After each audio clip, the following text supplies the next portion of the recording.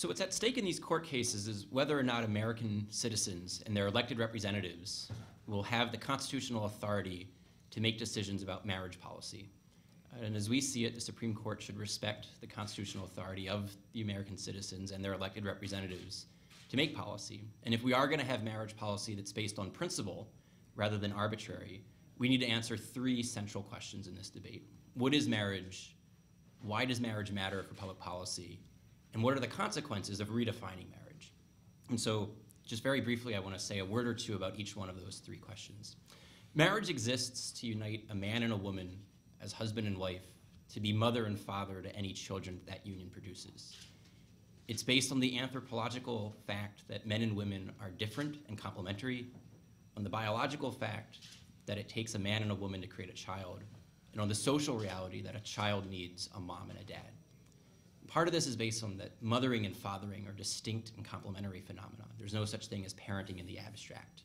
Men and women interact with their children in different and complementary ways, and the social science that we have has consistently shown that children do best when they have the love and the care of their biological mother and father, committed to each other and committed to that child in marriage. The reason marriage matters for policy, the reason that government's in the marriage business, is because it needs to help encourage men and women to commit to each other permanently and exclusively, and then to take responsibility for the children that they create. Government leaves adults free to live and to love as they choose to live and love. So there are no laws that criminalize or ban same-sex relationships. In all 50 states, two people of the same sex can live and love each other.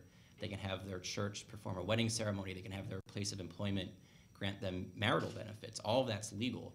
The question is whether or not the state has an interest in redefining marriage and then coercing other institutions, private institutions, churches, civic institutions, to accept this new definition of marriage.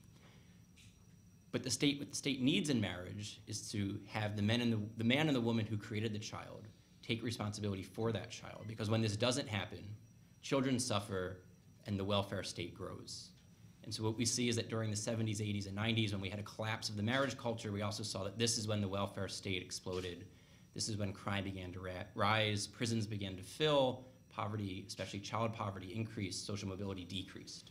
So everything that you could care about if you're a limited government conservative is better served by a healthy marriage culture than by our overweening state that then tries to pick up the pieces. So then the final question, what's at stake with redefining marriage? What we argue in the report and in the book is that if you redefine marriage to make the sexual complementarity of a man and a woman an optional feature, then you're furthering distancing marriage from what it needs to do in serving the needs of children. It's hard for the law to teach that fathers are essential when you've redefined marriage to make fathers optional. It's hard for the law to teach that marriage is primarily about the needs of children when it's redefined marriage to say it's primarily about the emotions of adults. It's hard for the law to teach that men and women should commit to each other permanently and exclusively when it said that marriage is just whatever relationship the state chooses to call it. And we've already seen consequences for this in the states that have created same-sex marriage when they've forced Catholic and other Christian adoption agencies to shut down because they wanted to place children with mothers and fathers. They wanted to run their adoption agencies according to their principles, where they thought that every orphan deserves a mom and a dad. And they were told by the law that we won't give you the licensing certificate to run an adoption agency unless you treat same-sex and opposite-sex parents in the same way.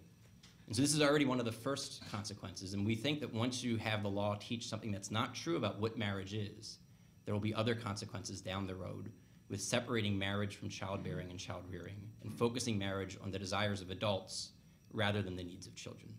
And so it's for these reasons that we want to see the court uphold Proposition 8 in DOMA and to restore constitutional authority to the American people and their elected representatives to make marriage policy.